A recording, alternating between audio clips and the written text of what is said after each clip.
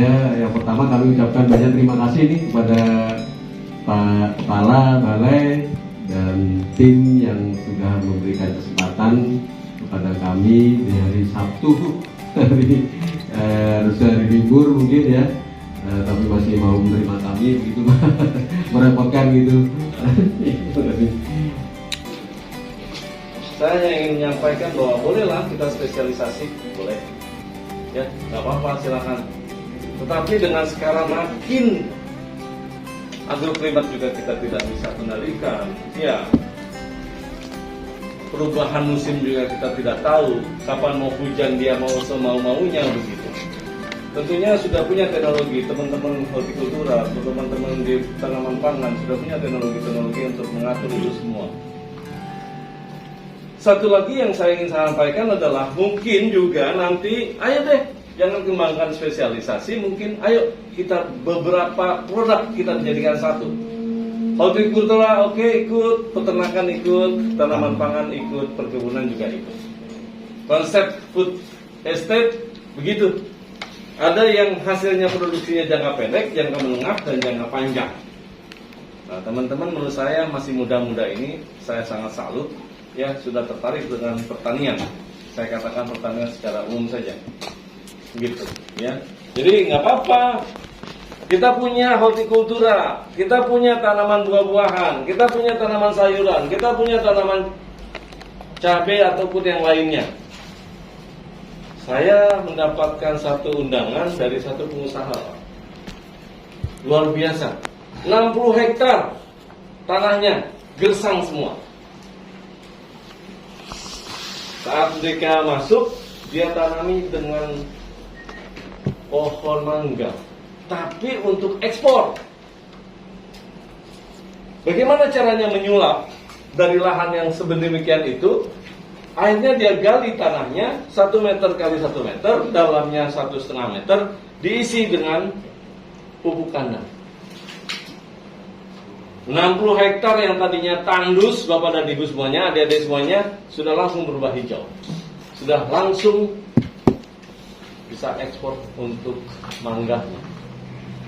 Saat itu dia mulai, teman-teman peternak di sekitarnya itu diberikan gratis pupuk kandangnya gitu.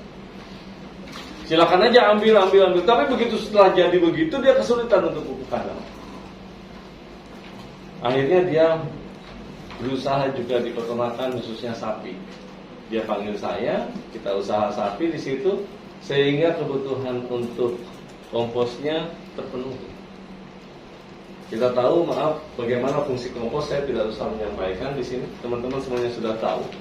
Ya, bagaimana kita back to nature, ya, mencoba untuk kembali ke alam, demikian, memperbaiki konstruksi tanah, memperbaiki dari struktur tanah dan lain-lainnya. Itu satu contoh. Tandus Pak, 60 hektar, tapi jadi hijau royo-royo dan luar biasa, mangganya luar biasa. Ya, sampai beberapa tahun yang lalu saya masih dapat kiriman ke rumah, walaupun sudah tidak bergabung di sana.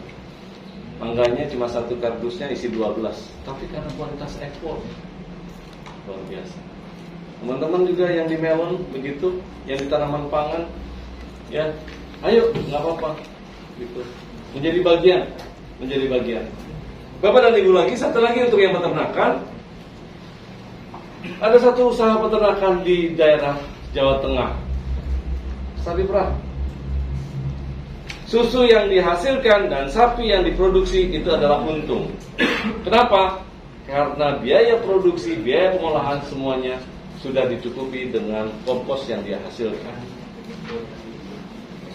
Kenapa tidak?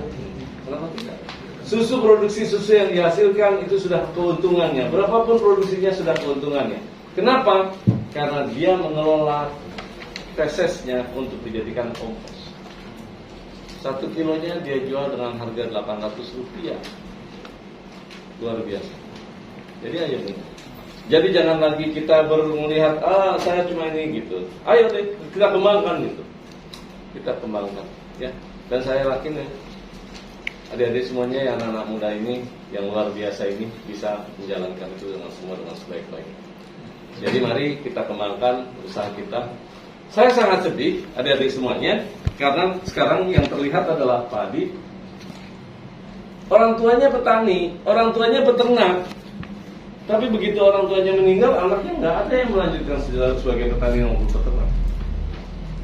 Karena itulah petani-petani milenial ini kita harapkan lebih maju dari kita semuanya yang golongan kolonial tadi yang Pak sebutkan. Iya, modalnya sudah harus begitu. Kalau dulu kan kita ngitung ya asal hidup begitu. Tetapi sekarang adik-adik sudah harus menghitung berapa pendapatan. Nanti kita akan ngobrol lebih dalam. Itu hanya sebagai pembuka saja. Mudah-mudahan bisa menambah semangat adik-adik untuk berusaha. Jangan takut. Nggak apa-apa. Sebagai petani itu harus bangga kita. Harus bangga. Jangan kita malah minder. Jangan. Gitu. Banyak kok. Orang-orang tidak akan makan tanpa ada petani. Semaju-majunya teknologi, semaju-majunya peralatan perang, tapi begitu perutnya kosong, kemampuannya tidak ada. Kita lah yang bertanggung jawab untuk itu semua. Baik ya, lanjut aja. Nanti saya ngomongin terlalu banyak nih siangan. Ya, pada puasa nggak? Belum, Pak. Ya silakan. Ini mohon maaf karena beritanya bingung kita puasa apa nggak puasa enggak. Akhirnya snacknya nggak ada di Pak. Ada minum aja ada yang puasa. Ya sambil belajar puasa. Besok menghadapi puasa. Baik adik-adik semuanya, ini sejarah kami di sini. Gitu. Sejarahnya sudah sangat panjang sejak tahun 78. Nggak usah lah, nggak penting bagi petani milenial. Lihat di Google, baca, selesai. Gitu ya. Gitu. Ini sudah sampai sekarang kami ada di sini sampai tahun 2022. Dan ini adalah satu-satunya balai di bawah Kementerian Pertanian yang menangani tentang itik, kambing PE, dan sapi Madura. Itik yang ada adalah itik alabio dan itik mojosari, serta itik PMP. Nanti kita lihat sama-sama. Ya. Kemudian kambingnya hanya satu jenis, kambing PE. Luar biasa kambing PE. Tahu air susunya harganya berapa? Di Banjarmasin ini 60.000 per liter bayarnya. Masya Allah. Ada nggak yang tertarik untuk usaha kambing PE? Saya nggak tahu di Pontianak itu berapa usaha per liternya. Selain daging, susunya luar biasa. Nanti kita lihat, ya. 60.000 per liter coba bayangin. Ya. Tetapi kuncinya bukan hanya 60.000-nya, tapi bagaimana kita memproduksi massal untuk produksi susu tersebut. Jadi adik-adik ini semuanya permintaan terakhir adalah tahun 2020. Kemarin 2020 yang baru, yang tadi Pak Adi sudah sampaikan.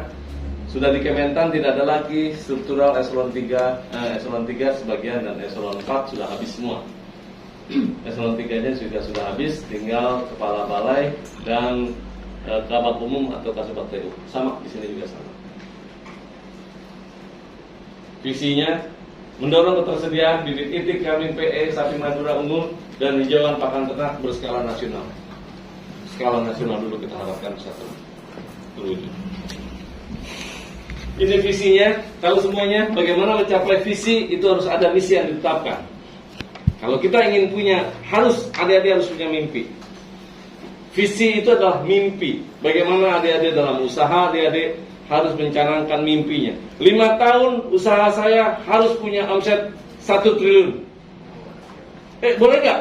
Boleh. Harus begitu. Ya kan? Bagaimana mencapai itu? Nah inilah langkah-langkah kami. Untuk bisa mencapai visi kami, ada 4 langkah yang kami terapkan. Pemuliaan, peningkatan mutu genetik ternak yang kami miliki. Ternak itu harus makin lama makin meningkat. Yang kami lihat, yang menjadi prihatin kami, telur itik makin lama bukan makin besar. Telur itik makin lama yang ada di masyarakat makin kecil. Tidak ada penerapan teknologi, tidak ada penerapan bioteknologi di sana.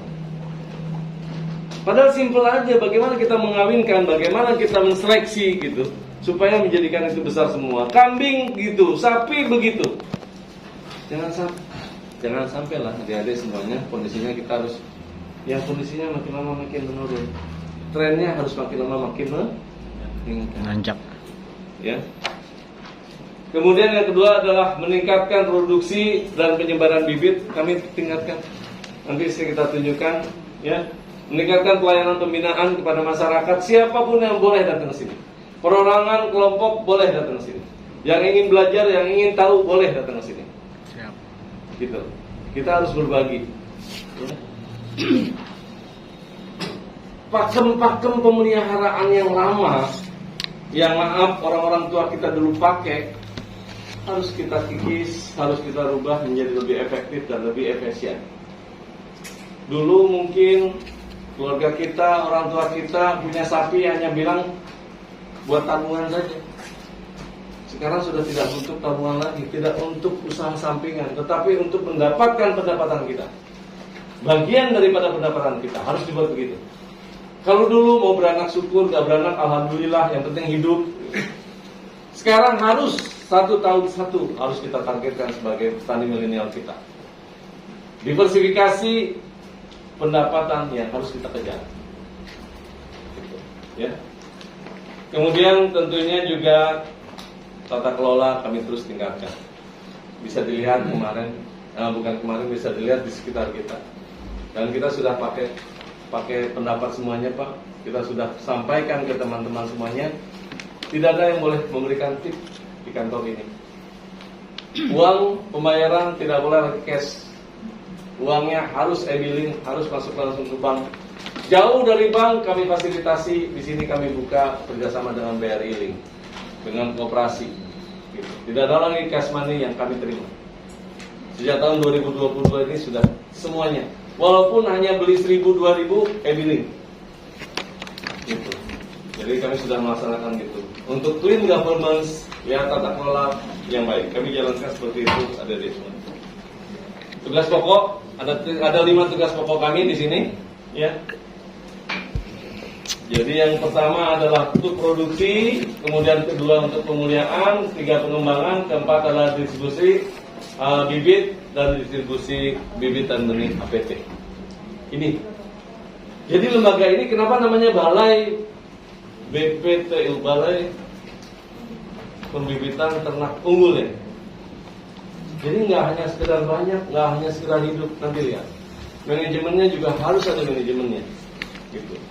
Ya, yang anak-anak muda di belakang ini adalah anak-anak muda yang sudah punya manajemen sangat baik, mereka bekerjanya dengan teratur. Nanti lihat, kambing mulai dari kambing kawin, kandang gunting, kandang beranak, kandang induk anak, kandang pembesaran. Manajemennya beda-beda, pemberian pakannya beda-beda.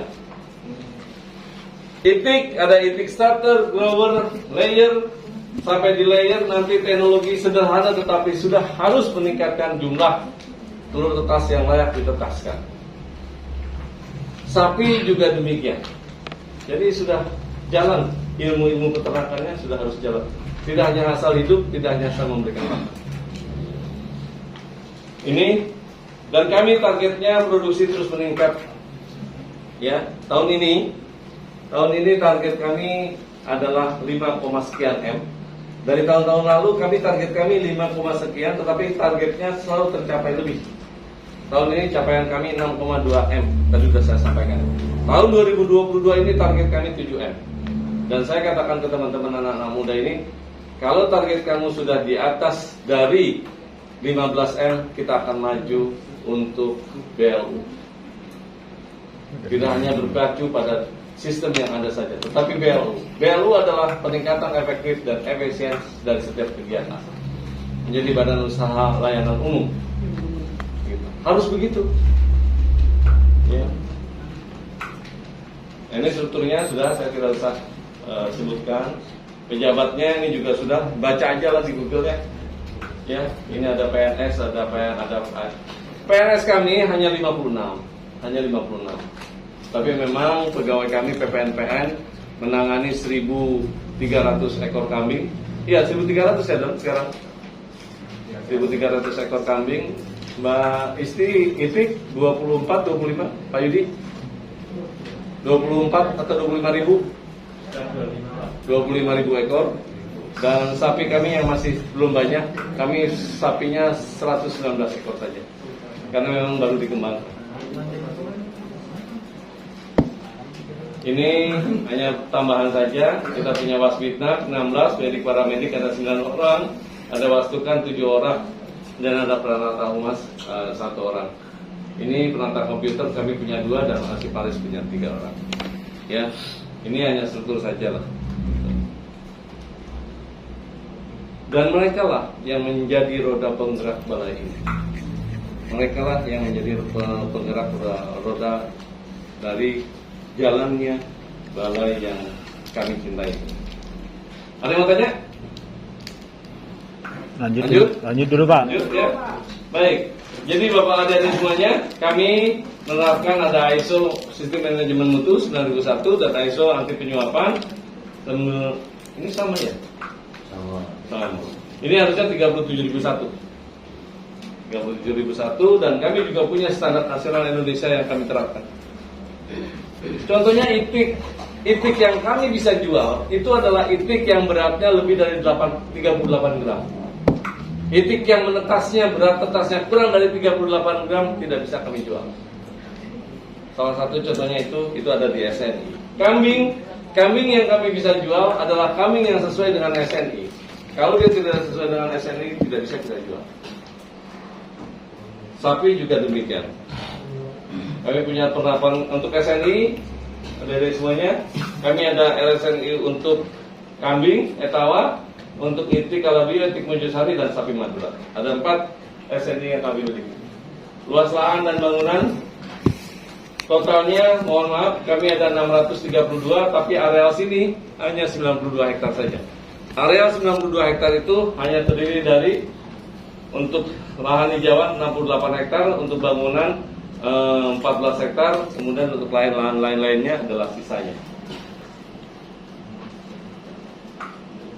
Topografi tanah sudah tahu semuanya di sini, ya. Secara general kemiringannya memang lahan-lahan di Kalimantan tidak terlalu tinggi, ketinggian dari tanah juga tidak terlalu tinggi dari laut. Kemudian jenis tanahnya pH sekian. Kemudian rata-rata untuk curah hujan adalah 2461. Ini hanya supporting saja, tambahan saja sebagai tambahan informasi. Panas sekali di sini. Tapi kita nggak mau kalah. Nanti lihat. Tanahnya kering sekali di sini, tapi kita nggak mau kalah. Harus tetap bisa berproduksi. Bagaimana caranya? Itulah fungsinya dari kita sebagai anak-anak muda yang akan membangun bangsa dan negara ini. Ya, kami punya banyak jenis tanaman. Produk kami, adik-adik semuanya, ini itik mojosari, kemudian ada itik kalabio. Itik kalabio adalah itik asli Kalimantan, ya. Luar biasa itik ini, luar biasa. Kenapa saya katakan luar biasa? Itik ini punya kemampuan untuk produksi daging tinggi dan produksi telur tinggi. Tuh, kalabio, dua fungsi. Tapi kenapa sih tidak disukai? Kenapa? Hambatannya apa? Itik mojosari inilah khusus untuk itik yang sifatnya petelur. Produksi telurnya memang cukup tinggi, tetapi alabio tidak kalah. Tapi dari segi besar, alabio lebih besar daripada mojosari. Kemudian ada itik PMP, ini memang khusus itik pedaging. Ini adalah satu persilangan. Persilangan dari itik Peking, kemudian dengan itik mojosari putih. Kemudian kami punya kambing PE. Kambing PE kami, adik-adik semuanya, 12 bulan sekarang sudah bisa bunting. Target kami sekarang adalah harus 8 bulan bisa bunting. Gitu. Ya. Itik kami tahun lalu itik kami yang telur tetasnya beratnya 60 gram itu tercapai pada usia 29 minggu. Tahun 2021 kemarin kami sudah bisa mencapai berat 60 dengan usia 24 sampai 25 minggu. Sapi juga demikian. Sapi Madura di kami beratnya ada 700 kilo lebih. Pada usia 2 tahun sudah bisa mencapai 450 kilo lebih. Kuncinya apa? Perkawinan, seleksi dalam upaya untuk peningkatan mutu genetik, pemberian pakan sesuai dengan kebutuhannya. Ya, jangan asal banyak, tapi sapinya kurus. Jangan asal banyak, semuanya pada kurus. Tapi harus efektif dan efisien pemberiannya, gitu. Ya. Nah, coba bayangkan satu yang harus kita pikirkan sama-sama. Kalau bobot telur tetas itu dicapai pada usia 29 minggu kemarin yang saya katakan, sekarang kita bisa merubah di 24 sampai 25, efeknya apa? Biaya pemeliharaan kita menjadi lebih efisien. Itik kita lebih cepat bisa kita tetaskan. Produksi kita bisa lebih cepat kita produksikan. Begitu. Target kami adalah 23 minggu sudah harus bisa ditetaskan telur. Daripada kita menunggu 29, dia baru belajar bertelur di usia 20 minggu, 9 minggu kita masih menunggu tanpa hasil, ya. Kalau ini kita pepet, bisa nggak di usia 20 minggu? Nanti kita coba terus. Tapi target kami adalah 23 minggu. Sekarang yang tercapai 24-25 minggu. Sudah tercapai. Tetapi harus lebih lagi sehingga lebih efektif dan efisien. Nah itu, kemudian HPT juga kami lakukan. HPT silakan, kami tidak mencapai. Adik-adik semuanya, kami adalah instansi pemerintah, begitu. Yang bagaimana memotivasi, kami juga ada kelompok jaringan petani milenial di sini. Dan kami tidak, maaf, bukan kami mata-mata, tidak. Ada yang datang ke sini, Pak, saya minta bibit rumput, bibit legum, bibit ini. Berapa Bapak butuh? Sekian, ambil, gratis. Saya lebih suka yang begitu daripada yang maaf, saya nawarin, mau nggak nanam, ditawarin, mau nggak nanam, mau dikasih, entah ditanam, entah enggak. Tetapi kalau dia yang minta, petani yang minta datang ke sini susah payah, itu insya Allah tanam oleh mereka. Pola-pola fisiologi seperti ini yang harus kami rubah. Sudah. Ayo kita maju, tetapi bukan karena kami yang mau, tetapi dari pihak peternaknya, terutama petani-petani milenial yang mau maju. Kemarin kami serahkan, ya, jangan minta bantuan kan? Ya. Iya, jangan berorientasi pada bantuan. Kemarin 50 ekor kambing, harga murah di sini, kami berikan. Ayo, kalau asalkan kamu mau. Dan mereka beli kan? Daripada mereka beli, kalau di luar itu harganya 2,5 juta, di sini harga cuma 1,7, kenapa enggak? Ya. Nah, walaupun adik-adik semuanya dari Kalimantan Barat, kalau memang ingin, ayo, nggak apa-apa. Kita membentuk jaringan juga dengan teman-teman di Kalimantan Barat ini. Nggak terpengaruh begitu, ya. Baik. Ini populasi kami bisa dilihat adik-adik untuk titik, ya. Saat ini kami ada di 2020. Ini adalah akhir 2021, awal 2021 dan awal 2022 ini kemarin kami ada di angka 25.000. Ini untuk itik, ya, baik produksi maupun distribusi. Kami sudah bisa meningkatkan ini. Ini sebaran itiknya kami sebarkan. Nggak apa-apa kok. Kami kirimkan ke Aceh, kami kirimkan ke Sumatera Barat, Sumatera Utara, kami kirimkan sampai ke NTB, sampai ke NTT, dan terakhir tahun 2021 itu kami kirimkan sampai ke Sorong. Bisa. Kalau ada yang berminat silakan, ya, titiknya luar biasa. Ya, jadi ayo, nggak apa-apa, kita buat networking, gitu, ya. Jadi luar biasa sekarang. Ya Allah, saya bilang kita nggak usahlah bergantung pada negara lain, tetapi potensi yang kita miliki itu yang harus kita tingkatkan. Tapi tadi keseriusan kita, jangan sampai semua barang-barang kita, ternak kita, tanaman kita, produktivitasnya makin lama makin menurun. Tidak, tetapi harus makin lama makin meningkat. Masa sih kita durian kalah sama Thailand? Masa sih durian kita kalah sama Malaysia? Ternyata di Kalimantan sendiri potensi duriannya luar biasa. Mau yang warna kuning, mau yang warna putih, yang mentega, ada semua. Balai Karangan. Ya. Kenapa kok begitu dengar musangking orang sudah wah gitu.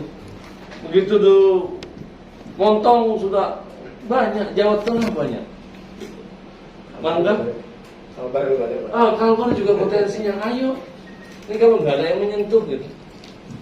Maaf Pak Adi, ini saya agak ekstrim sedikit ya, nggak apa-apa ya. Saya bilang, saya ngomong sama orang-orang PKSDA nih.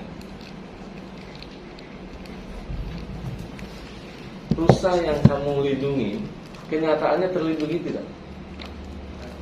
Ada undang-undangnya kan? Tidak boleh diburu, tidak boleh dipotong, tidak boleh disembelih, iya kan? Kenyataannya terlindungi nggak ya? Makin lama makin habis. Kenapa nggak diserahkan saja juga ke peternakan gitu untuk pengelolanya, untuk membudidayanya? New Zealand, adik-adik, New Zealand 70% daging rusa di dunia itu dipasok oleh New Zealand. Negara kecil.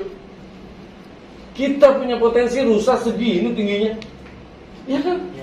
Dengan sapi-sapi Madura kita, Kalimantan saya yakin banyak. Kenapa enggak ini kita budidayakan, kita kembangkan petani-petani milenial? Kenapa? Justru malah dengan undang-undang perlindungan itu kita nggak bisa melindungi. Makin lama makin kesingkir, makin habis. Ini satu gambaran saja. Kadang-kadang saya juga bersifat ekstrim, tapi ekstrim membangun ya, bukan ekstrim yang lain gitu. Ayo, kenapa? Juga pohon-pohon makin lama makin habis. Kita punya potensi luar biasa untuk tanaman-tanaman yang kita punya. Ya, ini harus kita kembangkan adik-adik semua. Baik, ini sudah kami kirimkan seperti itu untuk itik. Nah, itik kami juga begitu. Itik kami tidak boleh, sekali lagi tidak boleh makin lama makin mengecil, tidak boleh. Haram hukumnya di sini kalau itik itu makin lama makin mengecil. Itu ya. Selain gampang aja itu gampang kok. Ya, tetapi kita mau atau tidak. Ini kambing begitu, bisa dilihat populasinya semuanya. Kambing juga,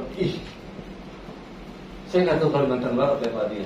Tapi Kalimantan Selatan, Kalimantan Timur, kambing, sapi masih dipasok dari daerah lain. Sama Pak. Luas areal Kalimantan itu luar biasa. Kepadatan penduduknya masih sangat rendah. Kenapa kita kalah? Pertanyaannya adalah itu. Ayo nih, ini potensi luar biasa. IKN nanti ada di Kalimantan Timur. Ayo, harus kita bangun nih. Ya, teman-teman anak-anak muda harus nih. Adik-adik semuanya, saya sampaikan saja. Itik dengan memelihara 500 ekor, ya, dengan memelihara 500 ekor, pendapatan adik-adik 1 bulan 2 juta minimal. Itik petelur. Padahal lahan yang dibutuhkan hanya 125 meter persegi. Kecil. Dan 1 orang, hitungan kami, bisa melihara itik minimal 2000 ekor. Jadi kalau cuma 500, nggak nyampe setengah jam selesai pekerjaannya. Tapi kalau kita mau full di situ, 2000 ekor minimal. Kalau 500 saja 2 juta, kalau 2000 berarti 8 juta. Gaji saya kalah. Dan kita yang bergerak di pertanian jangan takut kehilangan pasar, jangan takut nggak ada pasar. Selama ada orang yang masih membutuhkan makan, kita bisa laku terus. Udah jangan mimpi jadi PNS. Saya jadi ASN hampir 30 tahun, kayak gini aja. Lebih baik pengusaha juga. Potensinya luar biasa kita. Beras, buat beras yang premium, kan begitu. Tanaman tadi saya katakan hortikultura, ya, buah-buahan, buat kualitas yang baik. Saya sering search di Google, saya sering search yang lain. Masa di Jepang bisa menghasilkan melon yang harganya puluhan juta 1 buahnya? Masa kita tidak bisa? Gitu, ya, luar biasa dia. Sebetulnya potensi kita luar biasa. Jangan takut, jangan malu. Jadi petani jangan takut, jangan malu. Ya, harus maju. Ini kambingnya begitu kelahirannya, lihat, ya. Coba lihat. Ini dengan jumlah 2020 dan 2021 dengan jumlah betina induk yang hampir sama.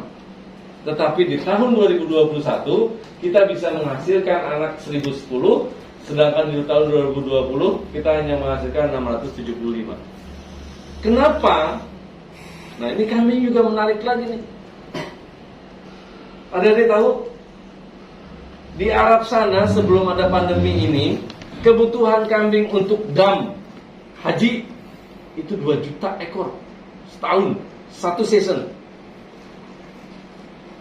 Dan itu dipasok oleh Australia. Kenapa kita nggak bisa? Malaysia, tetangga dekat kita, nggak usah jauh-jauh, kebutuhan kambing untuk akeko tuh kurang. Potensi luar biasa. Nggak usah kita bicara di dalam ya.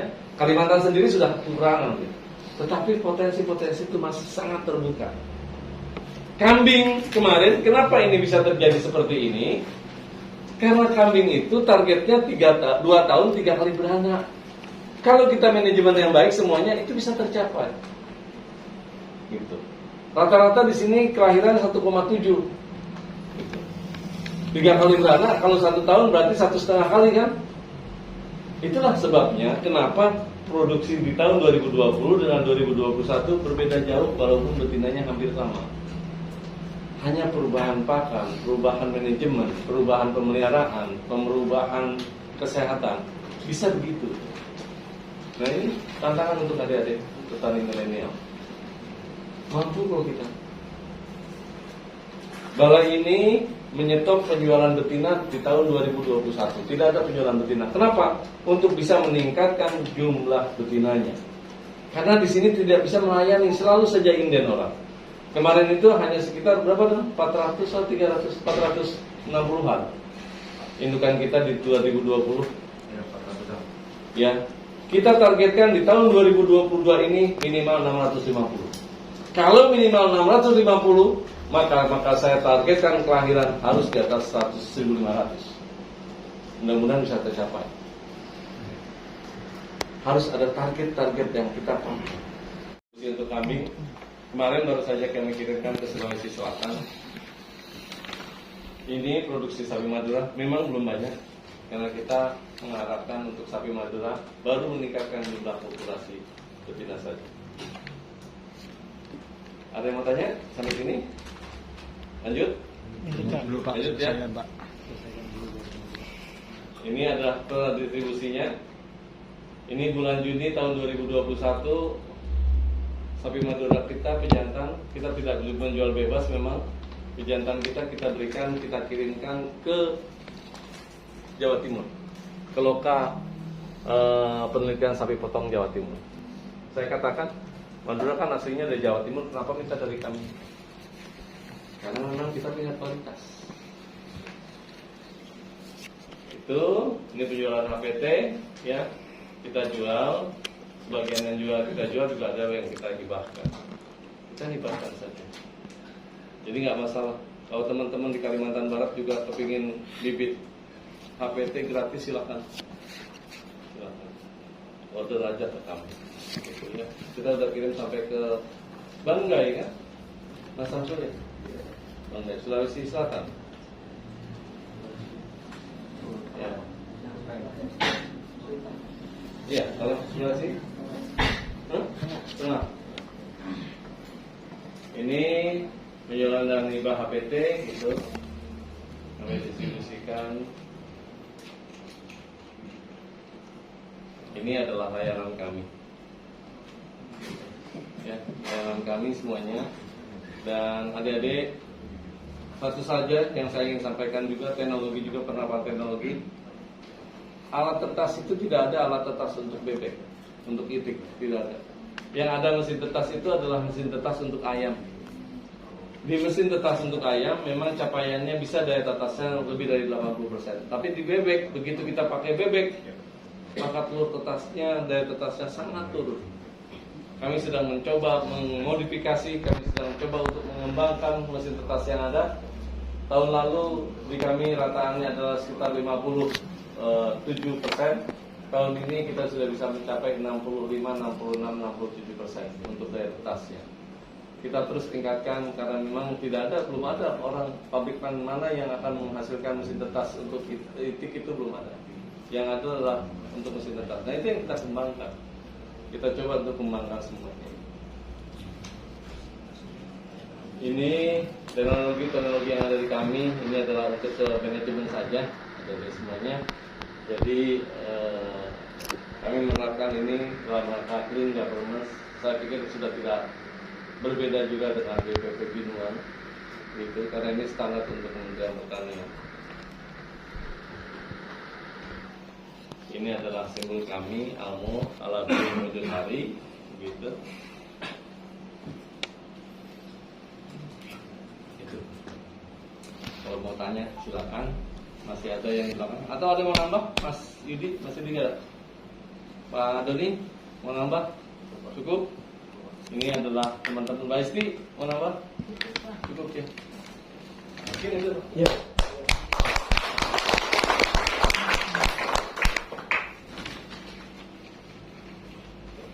Mungkin langsung saja ya. Mungkin kalau ada teman-teman yang mau nanya, saya kira boleh nanya apa saja terkait Boleh. dengan Pak ya. Boleh, boleh. Ya, terkait dengan ternak lah intinya ya. Apa saja tapi terkait dengan ternak. Boleh. Ya. Silakan. Ya, Pak. Kalau ditanya selain ternak, saya nggak bisa jawab.